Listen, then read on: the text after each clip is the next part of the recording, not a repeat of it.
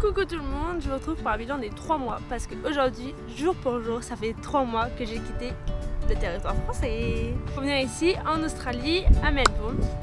Je suis super contente de faire cette vidéo, déjà parce que j'ai tenu 3 mois et parce que ça va permettre à tout le monde d'en savoir plus sans que je me répète forcément.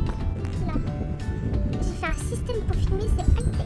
Je vais commencer par la famille, donc ma host family, ma famille d'accueil. J'ai vraiment énormément de chance, ils sont adorables avec moi.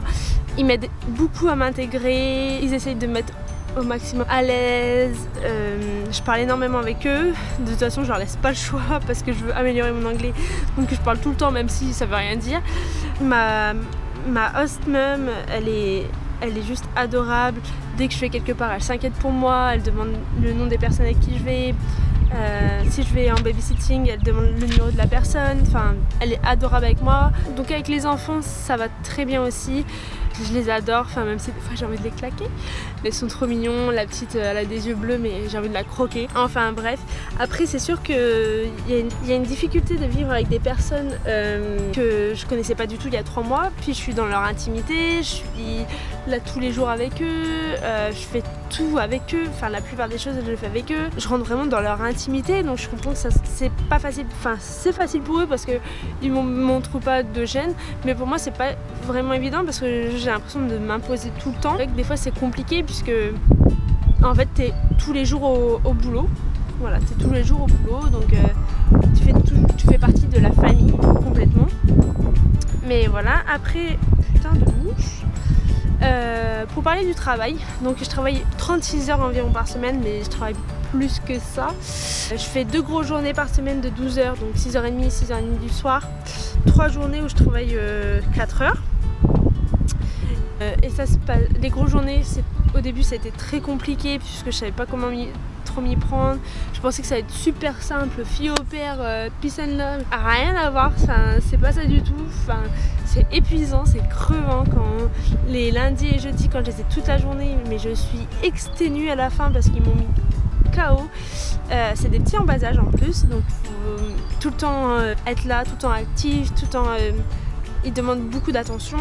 Voilà, donc des fois c'est pas évident, le premier mois a été très compliqué. Là ça va beaucoup mieux, je prends mes marques, tout ça, même si des fois vraiment j'ai pas forcément envie de travailler toute la journée puisque c'est épuisant. En plus de ça, en ce moment je fais beaucoup de babysitting et de ménage pour gagner beaucoup d'argent et partir en voyage. Donc en voyage pendant 3 semaines avec mon chéri à la fin du mois et en voyage après avec Chouchou et normalement en Nouvelle-Zélande après. Là je fais beaucoup de ménage et de baby. Les ménages, j'en ai ras le cul de curer la merde des autres parce que je suis partie dans des maisons où c'était mais dégueulasse. Mais j'ai jamais vu ça de ma vie. Je sais pas comment les gens peuvent vivre dans une telle porcherie. Ma mère verrait ça, ferait une crise cardiaque. Parce que d'accord, oui, des fois je suis bordélique, mais alors là c'est de la crasse les gars.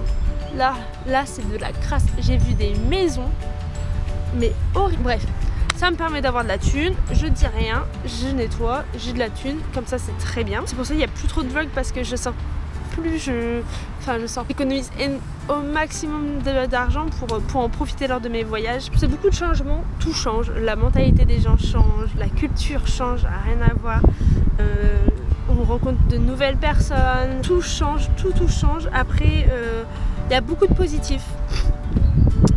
D'accord, le premier mois, j'étais en bad total parce que tant de merde, mais de merde, j'étais malade pendant 1 mois, j'avais l'impression d'être au bout de ma vie, j'étais exécrable, enfin j'étais horrible, je demandais des médicaments à tout le monde et le temps, comme vous voyez, est au rendez-vous, donc ça va beaucoup mieux et du coup je suis super contente, mais ouais, le premier mois a été très compliqué. Là maintenant je profite au maximum de tout ce que je peux faire, mais j'ai vraiment hâte d'en profiter lors de mes vacances. C'est vraiment là où je vais en profiter plus. Je vais faire surtout une coupure en fait et ça va me faire tellement du bien et je suis tellement contente. Déjà en plus là c'est la période de Noël, alors je suis trop contente, même si ici ça a rien à... Pour moi c'est pas Noël parce qu'il fait beau, il fait chaud, je suis trop contente et à Noël je vais avec la famille faire du ski nautique. Donc pour moi c'est complètement décalé. Et du coup, ouais, je suis trop contente, je suis vraiment dans un bon état d'esprit. Après, mes projets, donc ouais, donc j'ai hâte de partir en vacances. Et après, à mon retour, je veux reprendre les études surtout. Et j'espère que mon anglais se sera amélioré. Donc on va parler de mon anglais parce que tout le monde me dit « Et alors, ton anglais, comment ça se passe ?» Et bah mon anglais, les gars, j'en sais que dalle. Pour moi, j'ai pas là forcément, je suis pas bilingue, loin de là. Tout le monde me dit « Mais t'es bilingue maintenant ?» Que chiche, je suis loin d'être bilingue, alors loin de là.